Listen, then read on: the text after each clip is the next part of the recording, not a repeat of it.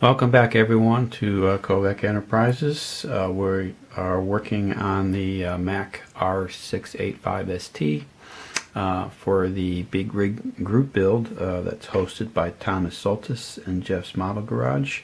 We're part into the actual interior of the truck now and heading into the cab accessories after that. So without further ado, let's go ahead and take a look at the results that I've gotten so far up to this point. So stand by and we will be right back. Okay, and we're back. And as you can see in front of you, we have the interior bucket of the truck pretty much completed here. We went ahead and installed the chairs and the dashboard, steering wheel, and the firewall. So let's go ahead and take a quick little look closer here. And we'll bring the light in. Okay. So basically we got everything painted up using different types of acrylic paint, and we'll show you that in a little bit too as well. But I just kind of want to give you a quick little turn. And as you can see, the firewall, basically I painted that with some of the Folk Art ice blue, so that kind of gives you an indication of what the color of the cab and the hood's going to be later on.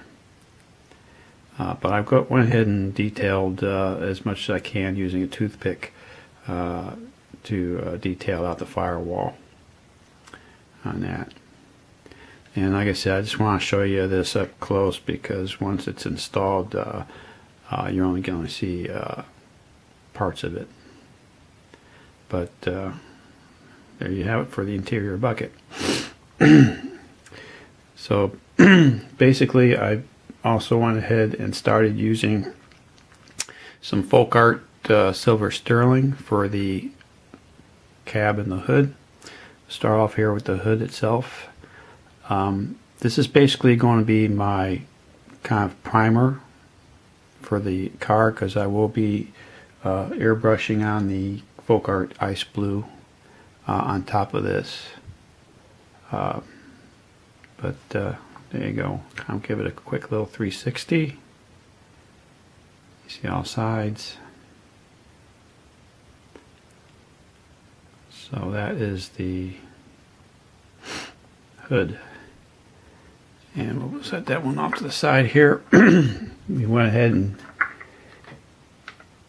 worked on the cab. Now, in the instructions, step number 1 is to actually take care of the holes, the flash holes that's on top of the cab itself. I went ahead and used a 5/64 inch drill bit, and I drilled from the underside out, and then what was ever left over from the plastic from the drill bit, I trimmed down and sanded it to keep it flush to the roof of the cab itself. But I went ahead and pre-drilled all the holes here because you are going to have basically 5 running lights, 2 air vents, and 1 air horn. Just to be careful, that's a total of 8 points of contact that you're going to be drilling. They do have it where you could basically move the air horn, I guess, from this location here over to here. So even though it's got like 9, like I said, points of interest on the underside to drill out, I chose this schematic. So don't drill that 9th hole, otherwise you're going to have 2 holes that are going to be open through the roof, unless you want to add something additional. But that's our layout for the pre-drilled holes for the parts that are going to be glued in. So, and also, if you notice too, before I spray painted the outside of the cab, I taped everything up after I put my interior paint job to accommodate the interior bucket, because I didn't want any overspray to go through the windows and onto the detailed painting I did on the inside. So everything was taped up and masked off, and then we went ahead and airbrushed the silver sterling on the cab. So that's that. And of course we have our other little accessory parts like the fenders that we went ahead and did, as you can see right there. And so that's all worked up. And we did the basically the air deflector. That's next. Now that's just kind of like a little light coat on there. So we went ahead and put that together, as well as the brackets that hold it together. So that is complete.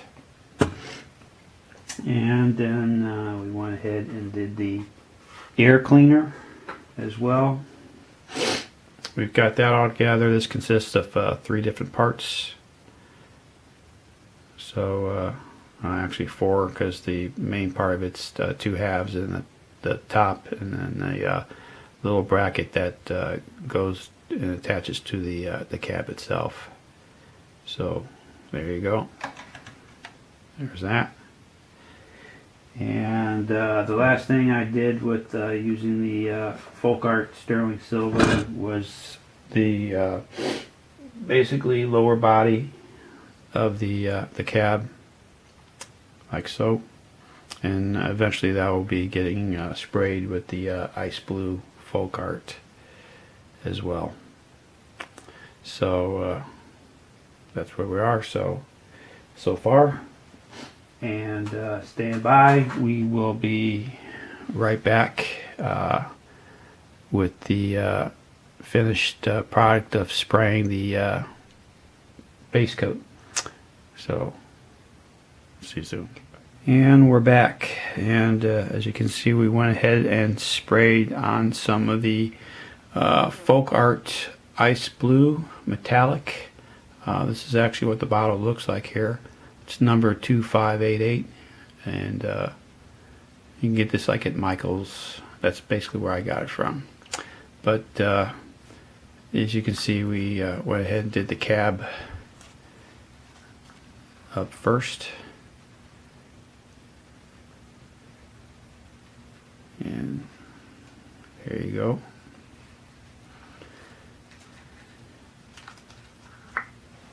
And then of course then we did the air deflector as well. It's still kind of drying as we're speaking. I did the ice blue on the front. I left the back in the silver sterling. So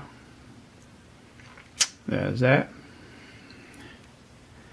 And then of course our other 2 pieces, the lower body part, we did that. It almost has a kind of like a, you know, that metallic sheen to it on this ice blue. But there you go. And then of course the last one that I did here was the air cleaner. So that is all done up. I'm holding off on the hood until I get to that part of the instructions where I'll add the inner fenders and other parts and pieces to it. I'll go ahead and spray that down. But basically I'm going to try to go ahead and finish up on the interior, glue that all into the cab and whatnot. So at least get that part of the instructions finished up for you. Okay. So with that being said, I hope everybody has a good weekend, and we will catch you on the next segment of this Mack truck build, once again hosted by Thomas Soltis and Jeff's Model Garage. So till then, see y'all later. Until next time, bye.